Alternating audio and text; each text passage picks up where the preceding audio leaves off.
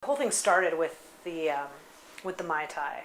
So this is one of those things where at the Slenador we don't have a very big liquor list. We don't. There's a lot of things we don't have. We don't have Frangelico. We don't have Amaretto. We don't have Midori. We don't have a lot of kind of what you would consider bar staples.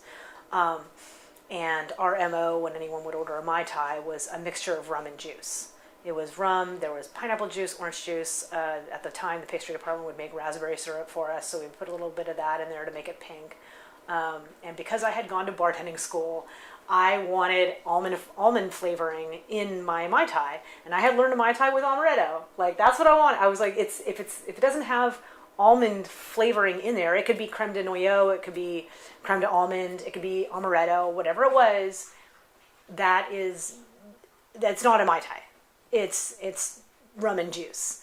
And when I first noticed this, back when Thad, this was like, my first 6 months, I said something to Thad about it, but, we weren't at that level of our relationship where he would take anything I said seriously, really.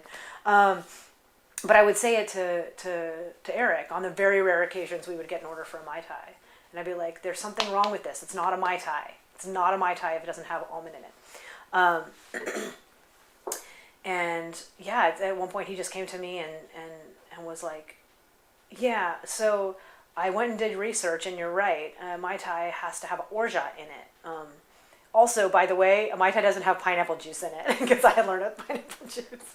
And like the light rum at the bottom and the dark rum on the top. Like, I learned what we now call like a Hawaiian Mai Tai. You know what I mean? That's how I had learned it. But it definitely had that almond in it. And he said, no, it was invented in Oakland. There's no pineapple juice in it, and it needs to have orgeat.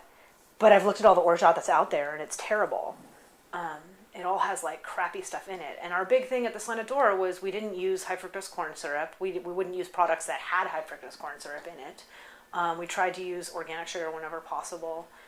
So obviously we would carry liqueurs that were sweetened with white sugar, but our simple syrup, because we started using simple syrup when Eric took over the bar, was made with organic sugar, that kind of thing. Eric had found Darcy O'Neill's recipe on The Art of Drink and was like, I found this recipe. Well, we should make this and see what it's like. And I was like, okay. And I kind of blew him off at first. I don't know, whatever. And finally he went and made it, and it wasn't very good. And it was kind of brown and kind of tannic. And I look at the recipe and I was like, did you use blanched almonds? And he goes, oh no, what are blanched almonds? I just used almonds. And I was like, oh, they need to be blanched, like they have to have their skins removed. So the reason that the syrup is like tannic and weird is because you use the ones with the skins on. And he's like, oh. And I'm like, never mind, I'll make it. I was looking, at the Jerry Thomas book and stuff, and it's like, at this point, everyone's starting to really talk about Jerry Thomas, Eric is starting to do some really old, interesting drinks. The vodka drinks are dropping off the menu.